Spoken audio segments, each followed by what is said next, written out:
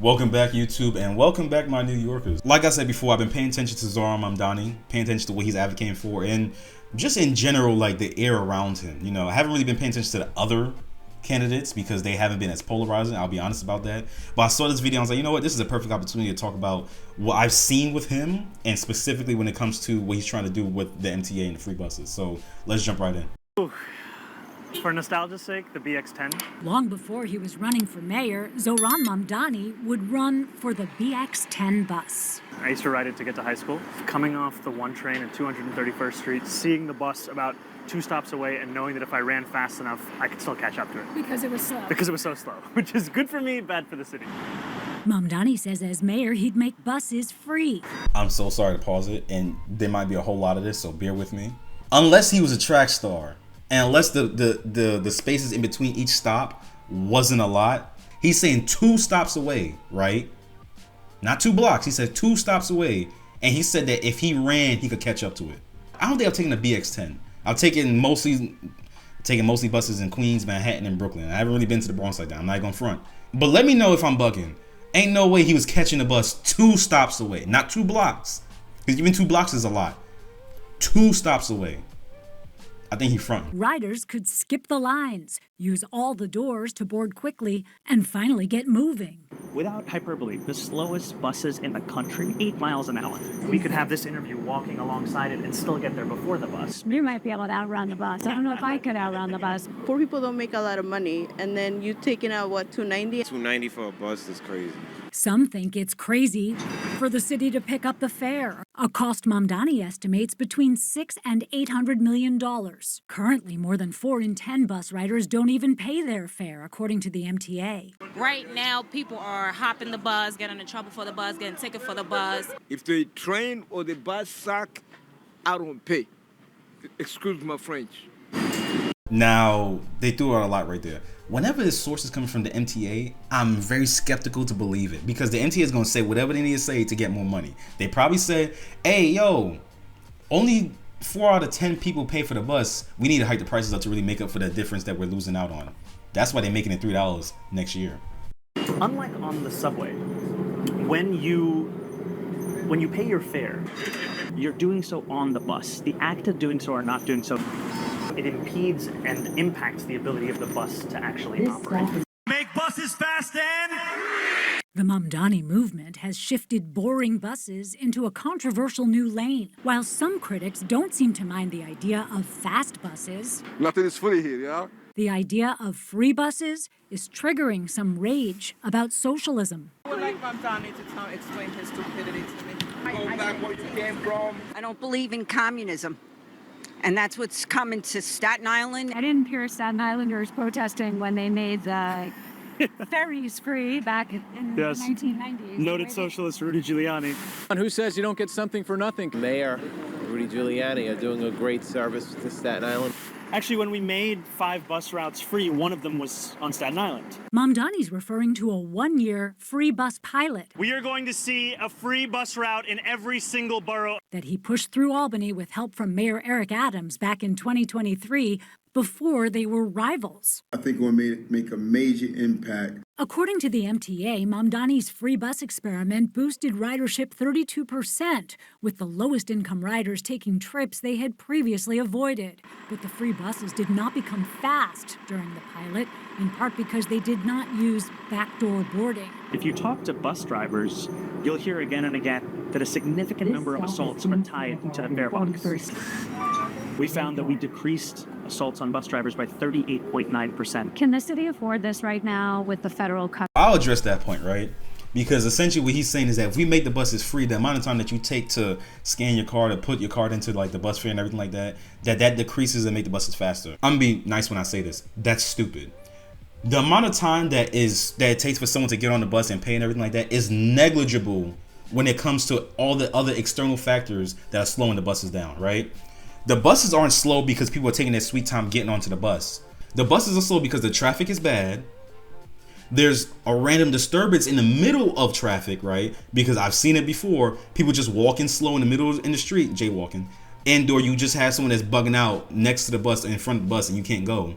Because this is different from the traffic. People's driving habits and or how they park their car, double parking, makes the buses go slow. Cause now the bus got to maneuver around there.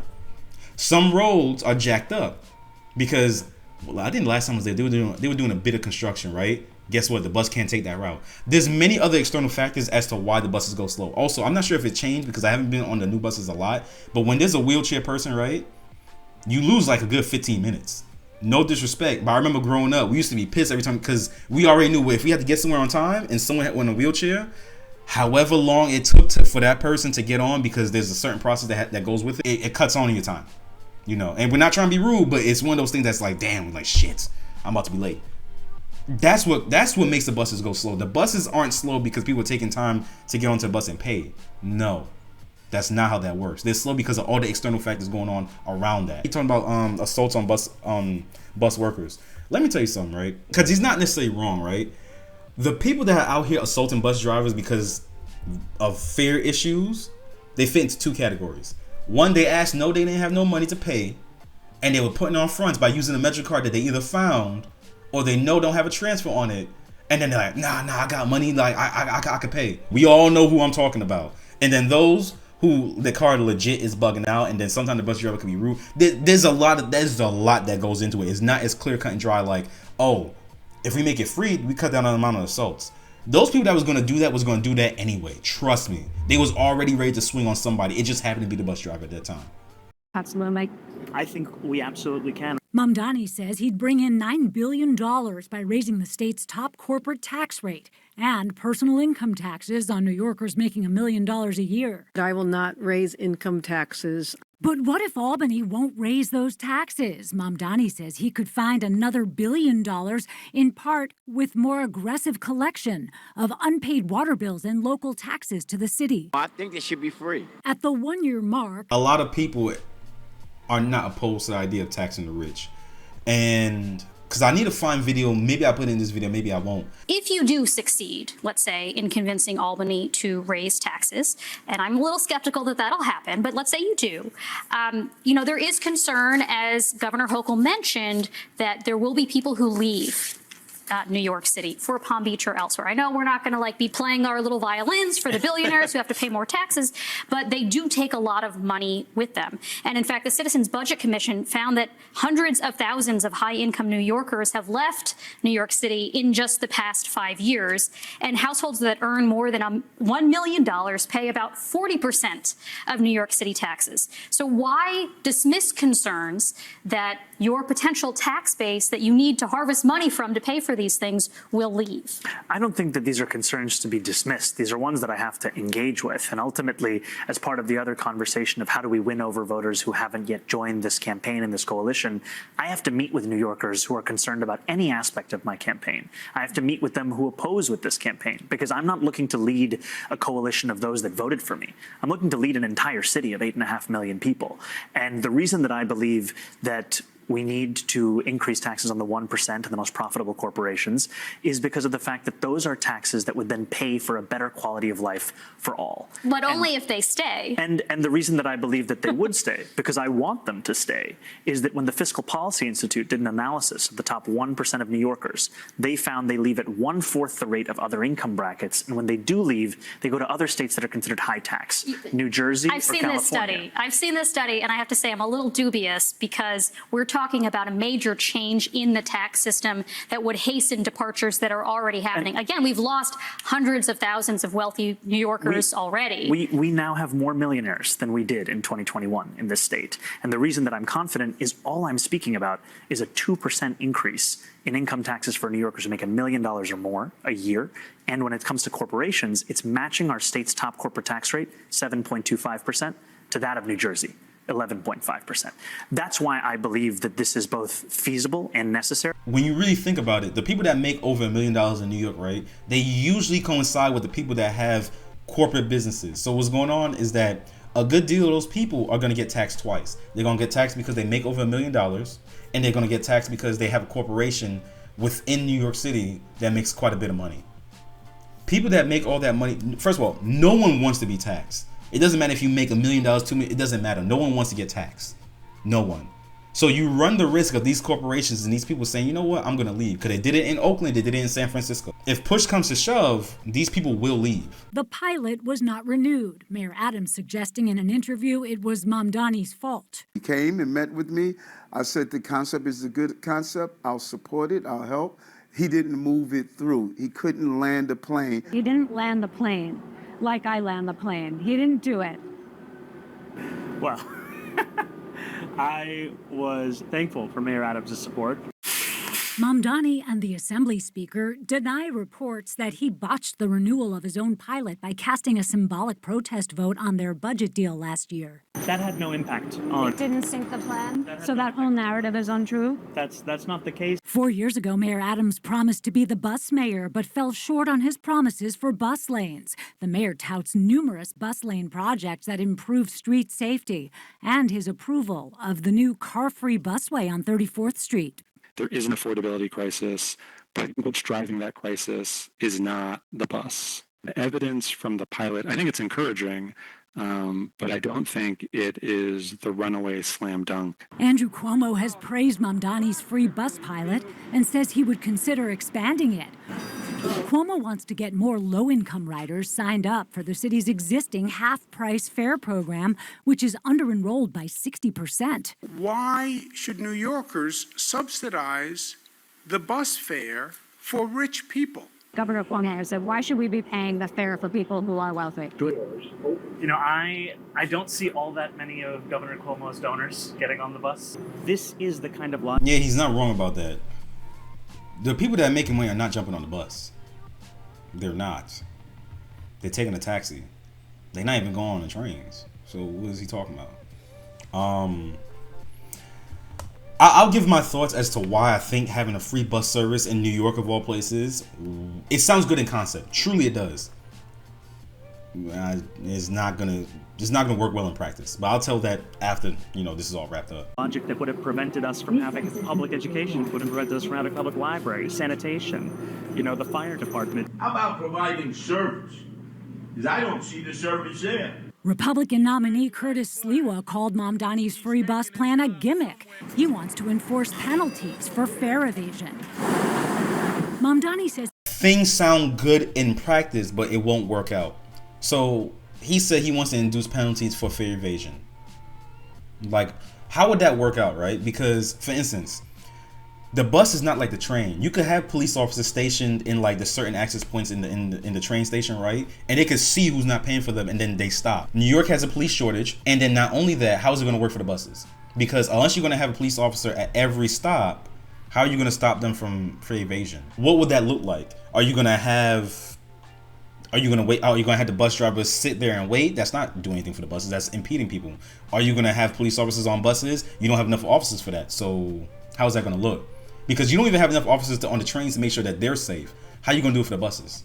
So you could have all the penalties in the world. It's still not going to stop anything. It's not. People are just going to get more crafty and smarter at evading the fares. That's it.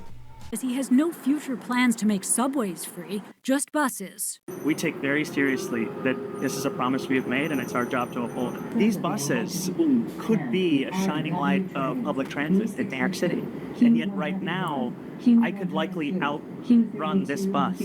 It'll be a major test if he continues to outrun his rivals. Melissa Russo, News 4, New York. Excuse my language, that nigga lying. Ain't no way you could outrun a bus, bro. If the traffic is bad, sure, because that happens. But if the traffic is clear and the bus has a route, you are not outrunning that bus. You're not. As someone that used to run for the B26, the B7, the 60, because I remember last time I was there, I had to run for the 60. You ain't outrunning the bus. And I was half a block away and I couldn't catch it.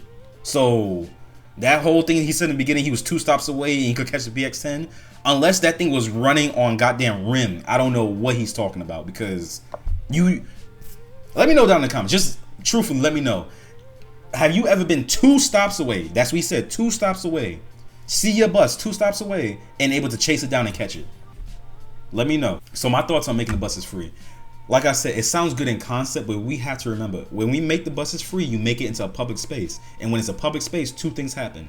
1, there is almost no set limit of who can ride the bus and for how long. And then 2, he's talking about making the buses faster. When you make something free, It increases the ridership, and they said it was already increased by 30-some%. Do you think the buses are going to run faster when they have more of a capacity? There's no way the buses are going to run faster making them free and you have extra people on the bus. Everybody and their mother knows. You've been on crowded buses. You know how hard it is to, one, get on the bus when it's crowded, and then two, get off the bus when it's crowded. Worse yet, you sitting in the back. And the most important part that I want to bring to attention is that when you make it free, like I said earlier, it becomes a public space. You cannot dictate when and how people get off the bus. We have a homelessness problem in New York. We have a mental illness problem in New York. We have issues where people are just bugging out, having bad days or whatever have you in New York City. If we make it so that the buses are free, you're going to invite a certain element that was never going to be able to get on the bus in the first place. Now they're allowed to just jump on the bus whenever they want, and they can stay on that bus for as long as they want to on certain routes. The people that take the train, especially if you sit in the back of the train, in the back train cars or in the middle train cars, you know what I'm talking about. And I'll explain it for those that don't know. The train station is not free by any means, but what happens is that if you're able to get past the turnstiles, whether you pay or not, you're unabated. You can go on any train you want as long as you're able to have it connect to where you're from at that point in time. So in other words, if you're on the A and you get past and you didn't pay, you could pretty much stay on that A line going back and forth as long as you want. What happens is that a lot of homeless people do that, right? Police officers and people, when they see them, they try to like rush them off if they see them sleeping and everything like that. But the only thing you could do is tell them to get off that train car. All they gotta do is go to another train car or just go to another train. That's it. They can't physically remove them from the train station. Let me know if I'm wrong. And everybody knows that we have an issue with people being assaulted and bothered on the train, usually by someone that doesn't have everything up here and or a homeless person. And you invite that element when it comes to the buses. And that's not going to be pretty. Sounds good in theory. Maybe in practice, I could be off. I may not know what I'm talking about. I do. And then not only that, he's just the mayor. He can't really affect all of that, as far as I know. Some of the stuff that he's talking about and advocating for, I might do another video on it. It's stuff that he can't really do. He can go advocate for it in Albany, but that's really it. He could assure that he wants to do it, but he can't say this is for sure going to happen, because if the governor just says, nah, we're not doing that, guess what? He can't do it. So, yeah. But that's it for this video. You guys already know the drill. If you enjoyed it, leave a like. Comment down below. Tell me your thoughts. Tell me, do you think this is a good idea to make the buses free? I don't think so. If you can enlighten me on why you think it is and why you think it's going to work out in the end, let me know down in the comments below. Or better yet, tell me how you feel about Zohran Mamdani. Respectfully, please, respectfully. And yeah, let's have a conversation in the comments down below. And subscribe if you want to see more. Peace.